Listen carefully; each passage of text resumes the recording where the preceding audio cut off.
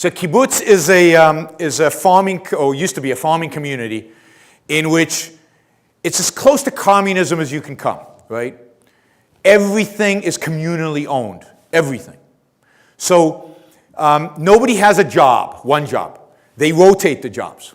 So you spend 2 months in the field, 2 months in the factory if there's a factory, 2 months in the kitchen, and there's no individual kitchens. None of the apartments have kitchens. There's a communal kitchen. Everybody eats together, right? So you spend it in the kitchen, and you might spend it washing dishes, and then so you do every job in rotation. There's no expertise, there's no division of labor, there's continuous, you don't even raise your own kids. So when you have kids, they're taken to the nursery, and they're raised with everybody's kids, and you do a turn in the nursery as part of the work that you do.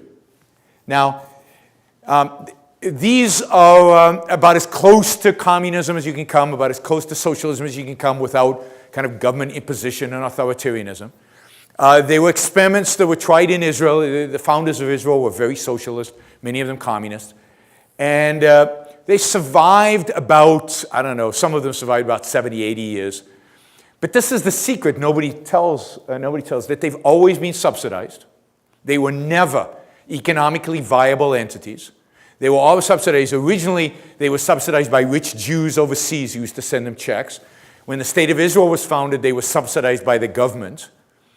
And as soon as those subsidies were reduced, like in the last 20, 30 years, the kibbutzim have completely changed the model. Today, they don't resemble those old socialized things at all. They were completely broken up. And the other thing people don't talk about is the fact that everybody hated each other. It was the worst kind of community I've ever experienced. While I didn't live on a kibbutz, I worked on a kibbutz, and people backstabbed and gossiped and hated each other. And think, why would this happen? Well, let's say I work hard, and I really am diligent in my job, and somebody else is just lazy. And I get exactly the same as the lazy person. I get exactly the same duties, exactly the same jobs, exactly the same income. You know, if somebody wanted to buy a television, they couldn't buy a television because they had no money, because the money was shared. And if you wanted a television, everybody had to have a television. So while people worked hard and other people were lazy, you start resenting, you start hating people. Because how come I'm doing all the work and he's doing nothing and everybody's benefiting the same?